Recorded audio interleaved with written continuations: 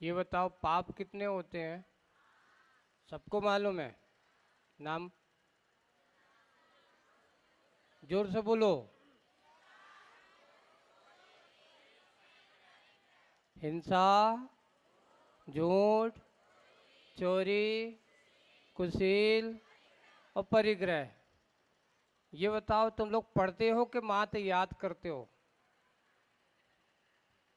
ये 5 पाप के बारे में तुम पढ़ते हो कि वास्तु रूप से तुम आचरण भी करते हो?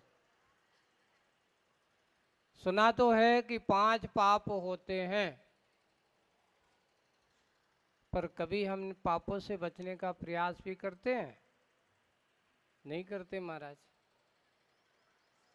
ये बताओ कि पंच पापों से बचना हो तो क्या करना चाहिए? हमारे यहाँ लिखा, ऐसो पंच नमोकारो सर्व पाप प्रणाशनो मंगलारम च सभ्यसिम परमम हवई मंगलम। अगर तुम इन पापों से बचना चाहते हो तो ऐसा पंच नमस्कारो, ऐसे पंच परमेष्टि को हमेशा क्या करो? याद करो। ये 5 दिन है, पंच परमेष्टि हैं और 5 साधु भी मिल गए। मिल गए कि नहीं? देखो संयोग है, आपको आर्य का संघ भी आज समागम के रूप में यहाँ धनलक्ष्मी में मिल गया। 5 हो गए हैं, पंच परमेष्टि का विधान है। और पापों से बचना है तो परमेष्टि की आराधना करना है। और जितनी जितनी हमारे जीवन में परमेष्टि की आराधना होती चली जाएगी, उतने उतने तुम अपने जीवन को परम पद की ओर कदम बढ़ाते चले जाएगो।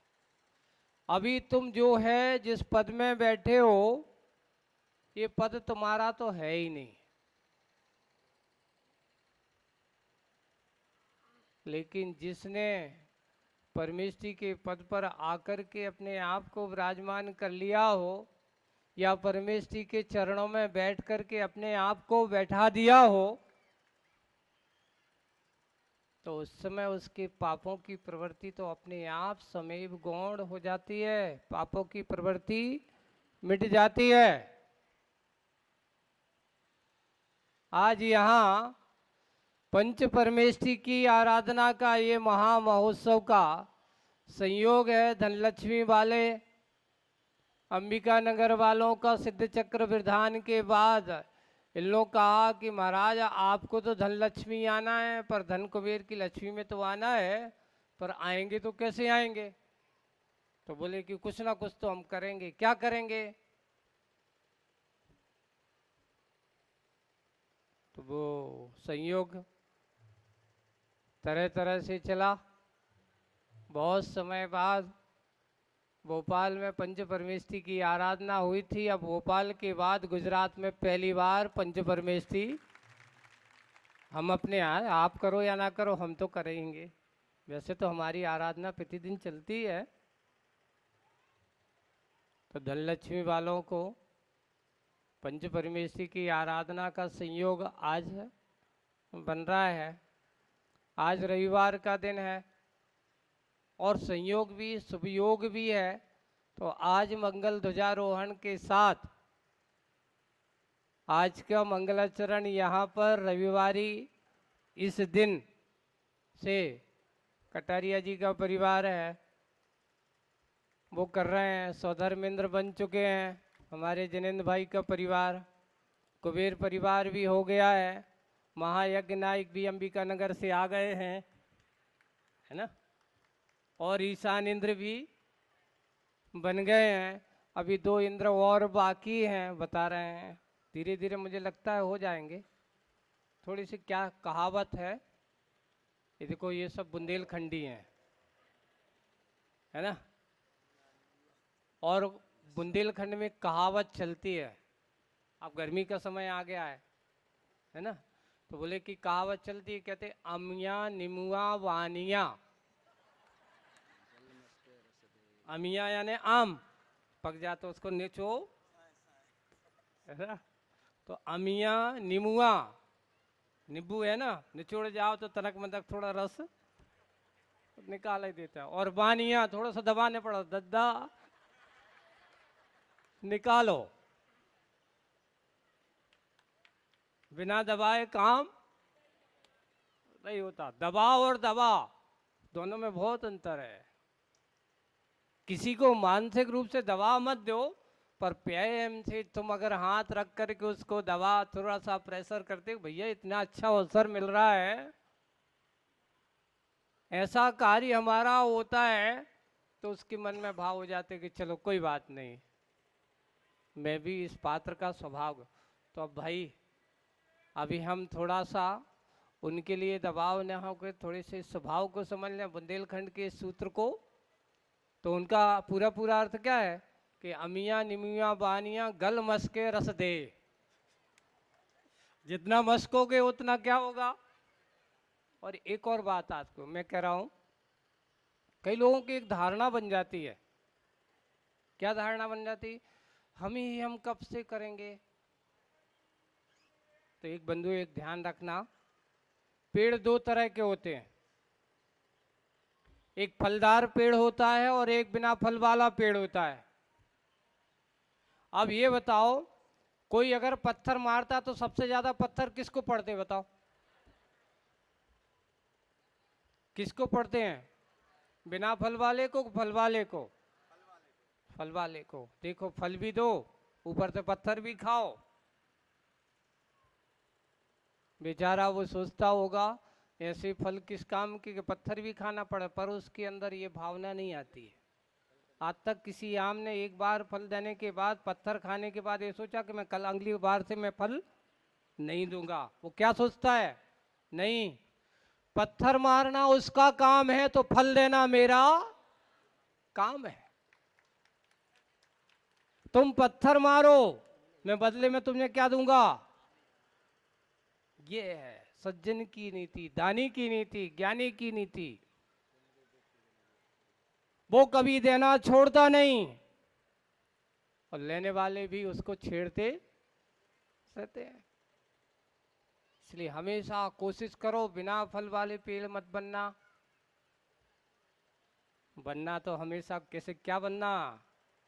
फलदार। हे भगवान, मेरे जीवन में कभी भी अगर तुम्हारे अंदर योग्यता है, हम कभी कभार योग्यता सामर्थ्यता सब कुछ होते हैं, लेकिन अच्छे काम में हम बहुत बड़ी कंजूसियाई कर जाते, तो वहाँ बनिया व्यक्ति को अपनाने लगते हैं।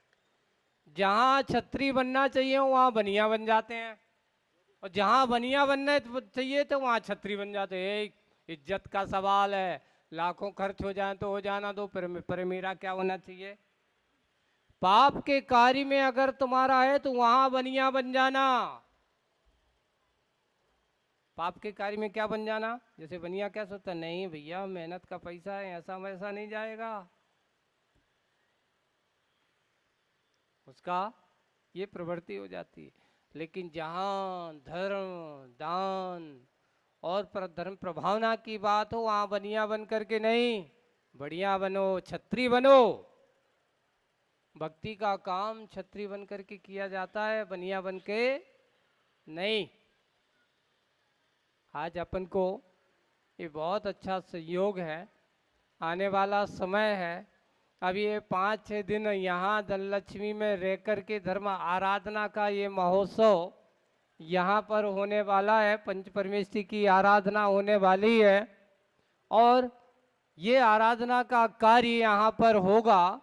पर ये आराधना के कार्य में अगर हमारे मन में थोड़ी सी भी संकोच और लोभ वृत्ति बनी रही तो उसका आनंद हम नहीं ले पाएंगे। और लोग सोचते हैं कि महाराज इस पैसे का क्या होगा, क्या करेंगे। तो भाई मैं सोचता हूँ कभी भी देने वाले को ये नहीं सोचना कि क्या होगा। इतना है कि अगर भगवान के चरणों में जो द्रव्य अर्पित किया गया है, तुम्हारा अर्पण करते ही पुण्य का लाभ होगा। अब आगे वाले लेने वाले को सोचना है कि इसका सदुपयोग हमें कैसे करना है। बिल्कुल अच्छे मनोयोग के साथ और बड़े भक्ति भाव के साथ आज का ये दिवस, क्योंकि अपना ध्वजारोहण का समय हो चुका है और सीधा आज का कार्यक्रम यहीं पर हम ध्वजारोहण के समय पर अपना कार्य हमारे कटारिया परिवार जी आप लोगों को बहुत अच्छे यहाँ के अहमदाबाद के प्रतिष्ठित परिवार हैं, हमने उनसे कहा था कि बाबूजी को भी ले आना। उस समय जब बहुत शुरुआत में राजेंद्र कुमार जी को मैं बाद में जानता था, इनको तो अभी भी यहाँ भी जाना मैं। पहले उनको जब 94 में यहाँ आया था तब एक बहुत बड़ा कार्य हुआ था, उस समय वो भी जवान थे जैसे आज ये जवान है।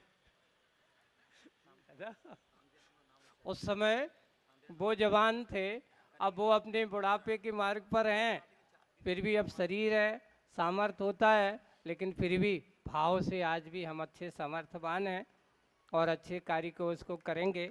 इस कार्य को आज की इस मंगलाचरण के साथ अभी यहाँ से हम सब ध्वजारोहण स्थल पर चलेंगे और चल कर के अभी कोई सीधे घर मत भागना, जब तक ध्वजा का आरोहण ना हो जाए तब तक किसी को घर नहीं जाना है।